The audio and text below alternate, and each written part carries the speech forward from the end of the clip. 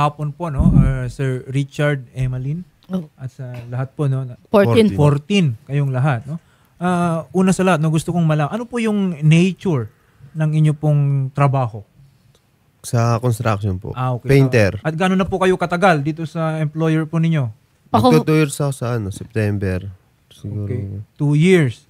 Siguro yung pinakamatagal sa inyo, gano'n na, ilang taon na? 3 years po. May 3 years. Okay. Tapos ang isa sa mga nirereklamo nyo ngayon is hindi na kayo nabigyan ng sahod. Kailan pa huling sahod ninyo? Mag-isang buwan. Puro linggo-linggo, partial.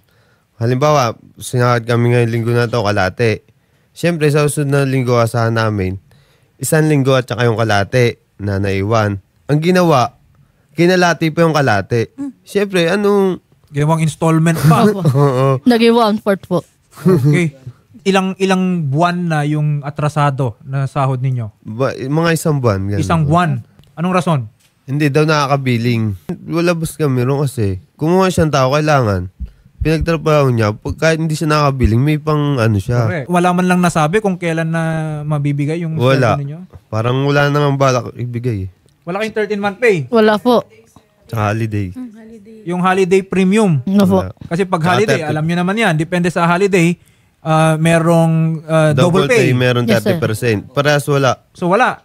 Kayo ba, yung, may pinirmahan kayong employment contract? Wala. Wala po. Walang binigay sa inyo ng mga Wala employer ninyo, nasa construction industry talaga. Yes, sir. Okay. Magandang hapon po sa inyo, Sir Melvin. Pero sir, alam nila sir na may billing po ako sir, pero hindi pa na-release. Sir, alam nila po yun eh. Hindi po natin pwedeng idepende sa collection po ninyo yung sahod nitong ating mga empleyado, lalo na, number 1, naitrabaho na nila yan. Number 2, hindi naman naghihintay yung kanilang pangangailangan, yung mga expenses. Meron po ba kayo, Sir Melvin, na lang maibibigay na araw kung kailan nyo makukumpleto yung mga atrasadong sahod nila? Alam na naman yung sir, tinatry ko every week sir eh. Alam naman nila yan eh. This week sir, pag mayroon ma-release, mabibigay naman. Alam naman nila yan sir eh. Ang tagal na nila sa akin sir, ngayon lang nangyari yan sa ano sir, dahil na hindi sila nakaka-deliver din ng tamang accomplishment sir eh. Alam nila po yan sir eh. Araw-araw ako nagpag-usap sa kanila sa site. Hindi ako tarantadong kontraktor sir. Matino-contract. Nagkaroon lang talaga ng makunti ang accomplishment versus dun sa expenses. Alam nila yan sir. Pinapakita ko sa kanila sa toolbox meeting, pinakausap ko yan sila. Personal, ako ang pag-usap sa kanila. Meron na po ba tayong date kung kailan masisigurado natin na na Richard, Emmeline at 12 ng kanyang mga kasamahan ay mababayaran? Kasi ang hirap din naman po sa sitwasyon nila na hanggang ngayon hindi nila alam kung kailan nila matatanggap yung sweldo nila. Kasi ano ko sir, itong Friday gumagawa ng mga paraan sir. Sir, ano masasabi nyo dun sa sinabi ni Sir Melvin? Boss, mahigit 1 buwan na po kami, hindi po namin nakukuha yung sahod po namin. May pamilya din po na umaasa po sa amin, mga pambayad ng upa, tubig, kuryente. Hindi naman namin pwedeng sabihin partial muna yung sa mga tao. Hindi katulad ng ginagawa nyo sa amin, pinapartial nyo kami. Dumating po yung mahal na araw, sir, muntikan na kami magutom sa kulang na lang po magpalimos na lang po kami sa daan. Sa ginawa nyo sir, hindi nyo po kami kinausap, hindi nyo kami kinamusta kung nakakakain pa yung pamilya namin. Hindi sir. Sir, pagdating po ng araw ng Biyernes, buong sahod po namin ibigay nyo. Ipapadole po namin kayo. Kung delayed yung sahod mo, hindi naman nadidelay din yung mga bills nyo. Kung hindi nyo nabayaran yan on time, may penalty na yan. Mapuputulan po ng O kaya, tama, no? Mapuputulan ka ng kuryente tubig. Mapapalayas po sa inuupahan po. Correct. So, every day of delay, wala rin po yung makakain yung pamilya po namin. Yun na nga po. Tsaka yung sinasabi niyang mga sisingil, wala na siyang sisingilin. Bakit? Wala na daw po Nag-alisan na yung billing. mga tao, pinaltan ng contractor dun sa site. Wala na. Ilan po ba bale yung Nasa 200 kami painter dun sa building. 200? 14 pa lang kayo dito. Wala na po yun. Dahil yung kontrata niya doon, inano na ng DMCI, pinaltan na iba. ibang painter. Okay. Kaya paano siya sabi niya ng mga kasingil siya ron, wala no. Pinalitan na, basically. Kayo, Tapos ang gusto niya, meron pa ibang trabaho. ililipat daw kami dito sa Libis, sa Quezon City, sa Dream. Ako, hindi na ako tutuloy doon kasi magtatrabaho na naman ako doon. Pagdating Sabado, hindi ko alam kung may sahod o wala. Okay. Mag-apply na lang ako sa iba ngayon, kaya lang kami umano rito. Kasi wala na talaga siyang balak magbayad para makuha namin pinaghirapan namin. Ang party list na masasandalan. AXIS! Ma'am, ito paulit-ulit po kasi ito, no, na pag may mga empleyado na lumalapit sa amin, ang laging nilarason ng kanilang mga employers, hindi namin mabayaran yung sweldo ng empleyado dahil hindi pa kami nakakasingil sa aming mga kliyente. Yun po ba valid na reason? So as long as yung empleyado po natin ay nakapag-render na ng trabaho, dapat po ay mabayaran ito ng tamang oras o tamang date. So hindi dapat mag-exceed ng 16 days yung pagitan ng time of payment of wages ng employees natin. So narinig ko nga po 1 month or more than 1 month na delayed. 1 month po, no, hindi nababayaran ang ating mga empleyado. O di kaya, minsan ang ginagawa pala, installment every week pero patingi-tingi yung binibigay sa kanila, no? So, as of now, atrasado po talaga sila sa kanilang sweldo. Bukod pa dyan, no, na hindi para sila na bibigyan ng kanilang holiday premium, 13-month pay. No? So, ang dami po natin pwedeng nakikitang mga possible na mga violations po dito, no, Miss Caitlin. Yes, attorney.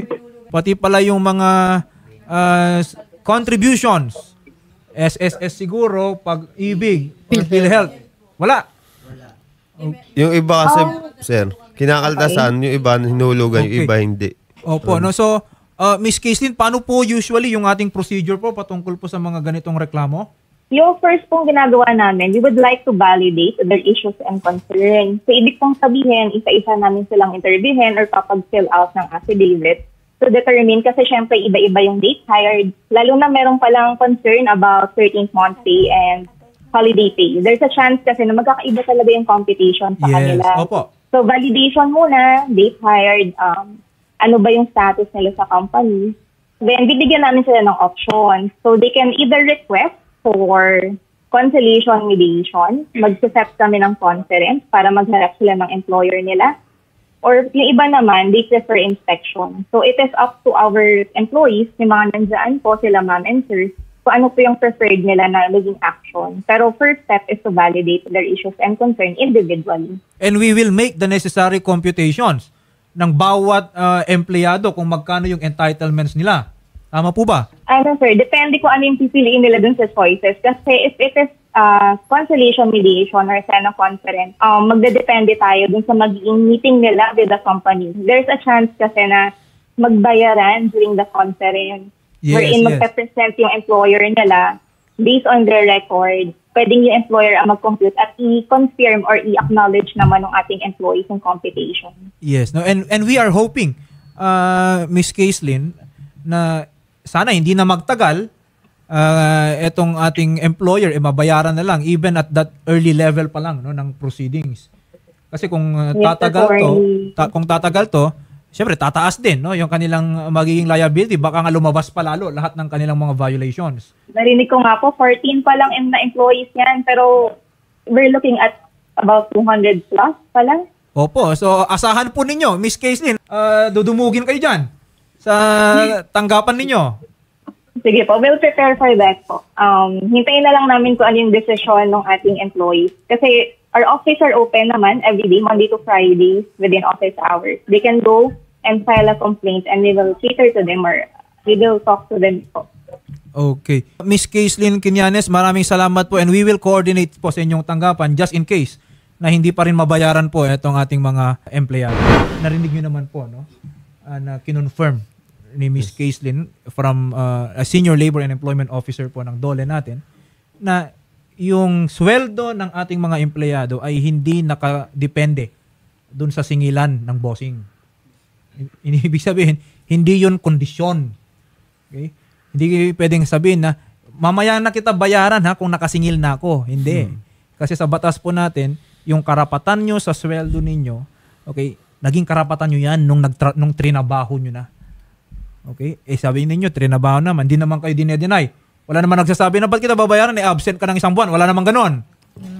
Napintahan nyo naman yung dapat na pinturahan. Okay, ginawa nyo naman ng mabuti. Okay, on time naman kayo. On track naman yung project. Hindi nyo na rin kasalanan kung nagpalit ng contractor. Okay? Bukod pa dyan, no? Check nga natin siya yung mga labor standards. Kasi sabi nyo kanina, 13-month pay. Yung 13-month pay, dapat prorated yan dun sa time of service ninyo in a year. Kung 1 taon, nandun kayo sa employer ninyo, dapat 1 month worth din ng 13-month pay. Okay, kung kalahating taon, edi kalahating buwan. So, wala kayong 13-month pay. Alam nyo, ang mabigat dyan, Shari, talaga, yung benefits.